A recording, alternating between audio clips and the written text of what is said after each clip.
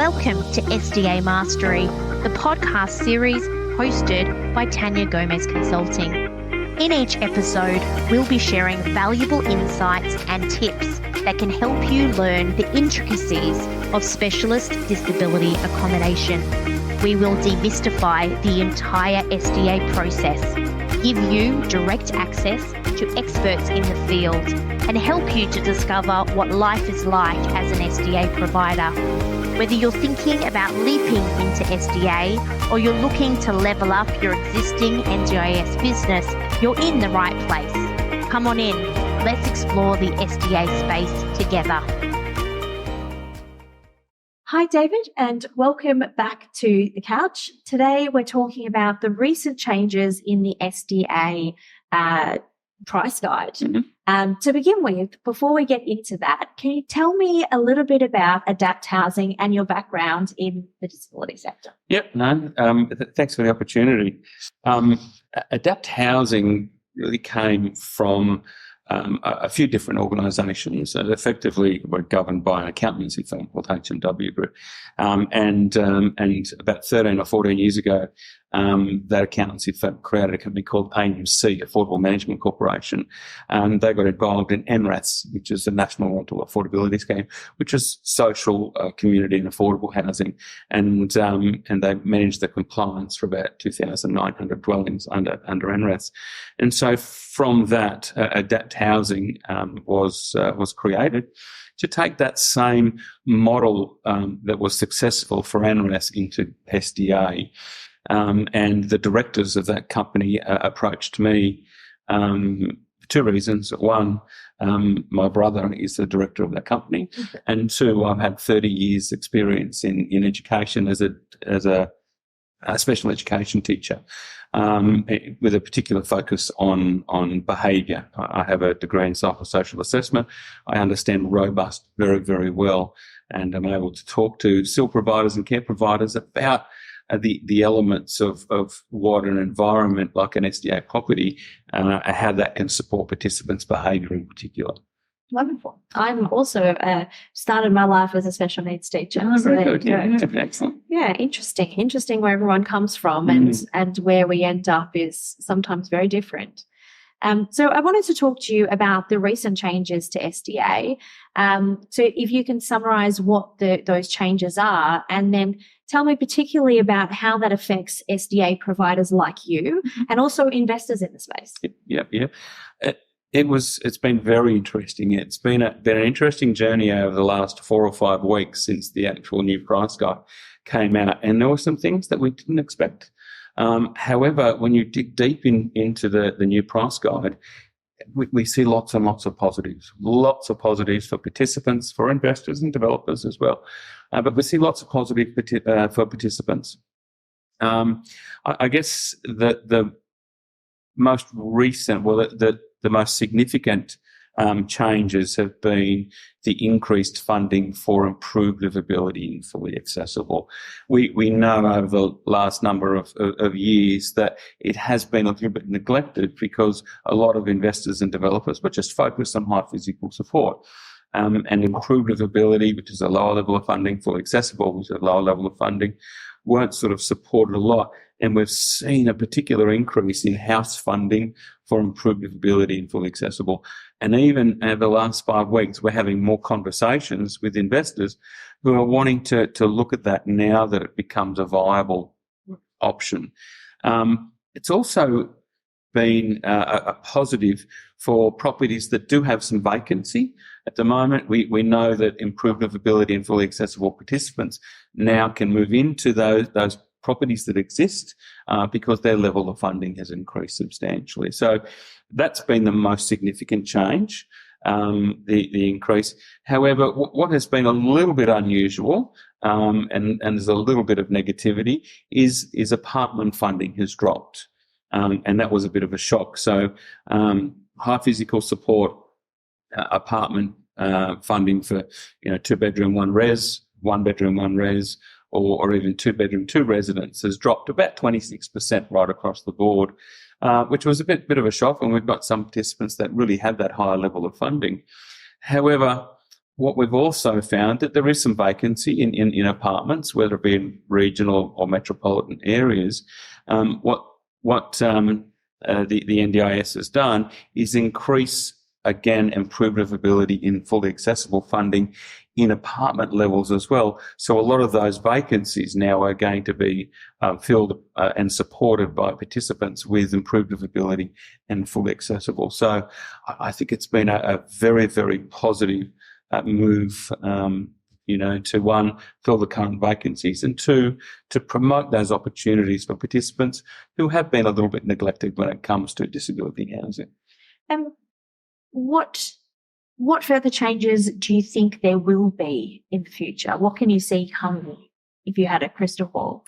Yeah, look, as I said, we're at the end of a 5-year review, and we've just had the 5-year review, and likely to be another 5-year review, and it's a bit hard to sort of see what happens, because as land costs increase and build cost increase, it's going to become increasingly difficult. I still think people are going to be building high physical support apartments, and there's quite a fair few projects that we're working with at the moment that are that. However, it's not just high physical support participants that we're supporting, it's a number of other participants.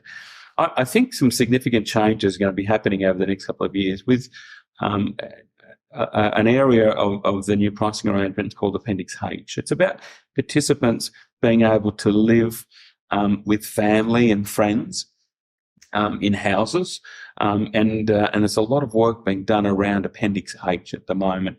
There's still a lot of unknown, but we've got participants who do have in-kind supports that are supported by friends and family, who now have the opportunity to live in a house independently under what we call Appendix H. So we're going to be seeing more of that over the next little while increase.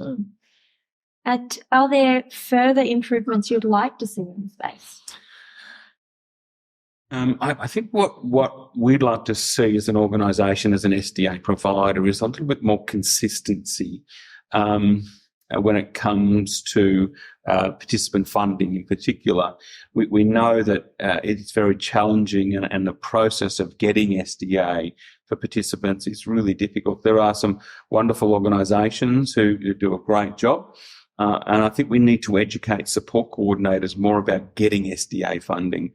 So on one part, we've got the development, we've got the villa developments or the apartments or the houses. But we also have that other component that we monitor very closely as well. It's about participants getting the right level of funding in their package. And if they get the right level of funding, then we can find those disability housing. So I would love to see a little bit more consistency for participants getting SDA in their plan. I noticed you've interviewed recently Brendon Woolf, who's a fantastic advocate in our space, and we've been working with Brendon for 3 years now. And Brendon and I do seminars together. We do talks together. We sort of talk on a regular basis about SDA, and he's incredible. Motivated and valuable in our space. He's very, very knowledgeable. And it took 3 years for Brendon to get this right level of funding. But we supported him for that long time, and I really value what Brendon's done and what he will do for participants in the future. Can you tell me about the process with Brendon, of how that came together? He spoke of your support and mentorship being invaluable. How did that come about? And is that a role you play with all of your participants, or was Brendon outside the norm? Yeah, look, in the early days, Brendon came to us, and he was articulate and he was passionate. And I met with Brendon at his house where we lived with his dad, and he, at his age, was looking for independence. He was looking at creating a forever home, and we sat down and we talked with Brendon, and Brendon had SDA in his plan, and we worked with his support coordinator as well, who had some knowledge of SDA. And the knowledge that he had was a little bit limited. And the information that we got for Brendon was that he wanted to live independently. And as I said, he was working in this space as well. And Brendon got shared funding. He got shared house funding. And he said, I want to live by myself. I want to be able to work and invite my friends over. And some participants like to have shared accommodation. but we're sort of seeing the average number of participants going to dwellings is 1.5. So most participants at the moment want to live by themselves or just share with one other person. So Brendon came to us and he had a limited funding, and we thought, well, let's take Brendon on the journey. Let's support Brendon going on the journey and getting that right level of SDA funding in his package. And, we went to our resources and Brendon tapped into his resources. And over the last couple of years, we have learned so much. One, we've learned so much from Brendon. Brendon's learned so much from us. And a lot of people that are around us who supported the journey for Brendon have learned so much. And it became, it ended up being very successful. Brendon fought, and he fought really hard, and he got the right level of funding. And now Brendon, he was always going to have a forever home. There was no doubt about that. However, just going on that journey, we learned so much from Brendon. He's a superstar. Yeah. Value what he does and what he's brought to the table. Yeah. And I can see Brendon doing lots of wonderful things in the future. He's so articulate and he's so passionate about helping people. He will be fantastic. Yeah, I agree. I think he's definitely one to watch. Yeah. He's amazing. And is that generally the journey for an NDIS participant? Do they have to go through so many hurdles to get the funding that they need? Yeah, it's a tough one. I don't know what the current data is, but probably 6 to 12 months ago, it was around about 81.5% of participants got the wrong level of funding according to the participants, and so it was a majority of participants wanted to challenge that. And whether it's through an S43 or an S100 or whatever the process is, or whether it's through the AAT to challenge that funding, most participants were able to take on that challenge to get that right level of funding. And it has been quite substantial over the last couple of years about participants getting, and that's where I want to see the consistency come through. Yeah. And I wonder, I'm curious, after thinking about that, I certainly, since leaving home, wanted to live by myself. I wonder how much of the funding that's received isn't about what their preference is, but about the savings of the funds. Yeah, as I said, I value where the NDIS has come in the last 4 or 5 years and what they've done in this space. And SDA is a fantastic program, and we've seen many hundreds of participants find their forever home. It is life-changing, and it's great to be a part of that journey. There are always opportunities of the NDIS having value for money and looking at shared options as opposed to individual and participants living by themselves. But there are support coordinators out there who not just look at SDA funds, but they look at care provision as well, and they're able to come up with models of funding that the NDIS like, and they present those models, and that's where the success of getting SDA comes from. Yeah, absolutely. I think that's all the questions that I had for you about. We started with the recent changes, but we then have moved on a little bit. Was there anything else that you think that should be noted about either the changes or the story about Brendon and the process that you've been through as an SDA provider that you'd like to share? Yeah, look, Brendon's he's a lovely guy, and he's just so passionate about making changes. But we have other participants also that we work with. Everyone is different. Everyone requires different needs and special requirements. And at Adapt Housing, we try to cater for those participants as much as we can. We can't always find a solution. I'm very excited. We've got a development in the Redland Bay area that we know that there are a couple of participants down there in particular with robust in their plan at the moment, and they just haven't been able to find a solution. Through our networks, we've been able to find a solution after probably 3 years of exploring. And once we found it, we came up with the concept and we presented it to the families that we've been working with, and there were lots of tears, and it's going to be a wonderful opportunity, and it will be life-changing, not just for the participants, but for the families as well. Absolutely. Amazing story. Thank you for sharing that, and thank you for sharing all your knowledge with us today. It was amazing to learn Thank you for the opportunity.